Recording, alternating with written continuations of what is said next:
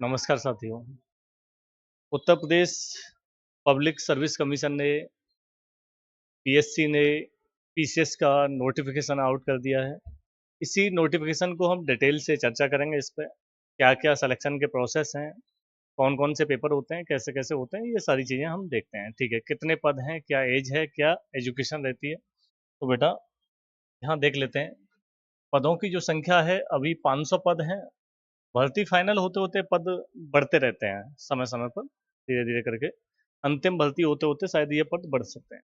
आवेदनों की बात करें तो ये आवेदन आपके 25 जुलाई से हो रहे हैं और वो सॉरी 25 जून से स्टार्ट हो गए हैं और 27 जून इसकी लास्ट डेट है। तो जो भी फॉर्म भरना चाहते हैं, बहुत सारे नए अभ्यर्थी होते हैं, ग्रेजुएशन हुई होती है और वो हाथ आजमाने की कोशिश करते हैं, तो बिल्कुल आजमाइए। करेक्शन अगर फॉर्म में कोई गलती हो जाए तो वो 3 अगस्त तक आप ठीक कर सकते हैं। फीस की बात कर लें, जनरल ओबीसी और ईडब्ल्यूएस के लिए जो फीस रखी गई है वो 125 रुपये है। एससी एसटी के लिए 65 है और पीएच कैंडिडेट के लिए 25 रुपये की फीस है। आगे देखते हैं हम। एज जो यहाँ रहती है 21 से 40 रहती है, प्लस रिजर्वेशन जिसका जितना हो। एजुकेशन की बात करें, आप स्नातक होने चाहिए, ग्रेजुएशन होना चाहिए, किसी भी स्ट्रीम से हो, कोई फर्क नहीं पड़ता। हाँ, जैसे किसी के पास इकोनॉमिक्स है तो अलग-अलग पदों का मतलब स्ट्रीम का थोड़ा ये प्रभाव पड़ता है, कुछ डिपार्टमेंट के रास्ते उनके लिए खुल जाते हैं। सिलेक्शन प्रोसेस की बात करें तो इस भर्ती में हमें 3 फेजेस से गुजरना होता है, एक प्री, मेंस और इंटरव्यू। प्री की हम बात कर लेते हैं। प्री में बेटा 2 पेपर होंगे आपके, पेपर 1 और पेपर 2। एक पेपर होगा जीएस का जिसके अंदर 150 क्वेश्चन आएंगे और इसी की कट ऑफ लगती है आप क्वालिफाई कर पाए या ना कर पाए, और वो 200 नंबर का होगा, 200 मार्क्स का होगा। दूसरा पेपर होगा सी सेट का, इसके अंदर 100 क्वेश्चन होंगे और ये भी 200 नंबर का होगा। लेकिन ये जो वाला पेपर है सी सेट का, सी सेट का पेपर क्वालिफाई करने की शर्त होती है, आप इसको क्वालिफाई करना ही करना है। 33% इस पेपर को हल करना है। अगर आप इस सीसेट का पेपर हल करेंगे, 33% क्वालिफाई कर पाएंगे, तभी जीएस की कॉपी चेक होगी, अन्यथा जीएस की कॉपी चेक नहीं होती है। तो ये शर्त रहती है इसके अंदर। अब देखते हैं मेंस। मेंस के अंदर टोटल आपको 8 पेपर लिखने होते हैं। ठीक है, एक पेपर होता है जनरल हिंदी का, सभी के लिए है, 150 मार्क्स का होता है। दूसरा पेपर है वो है आपका ऐसे का। ठीक है, और ये ऐसे का भी 150 मार्क्स का होता है, यानी 300 नंबरों का ये हो गया। जीएस के 6 पेपर होते हैं।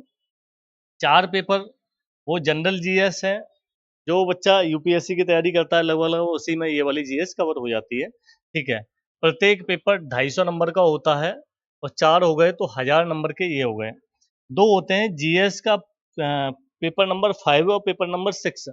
यहाँ पहले ऑप्शनल होता था, इसको हटा के अभी क्या है, पिछली साल भी ऐसा ही था, यहाँ यूपी स्पेशल के 2, उत्तर प्रदेश विशेष की आपको जीएस के 250 नंबर के 2 पेपर देने होंगे, यानी कि हो गया 500 नंबर का।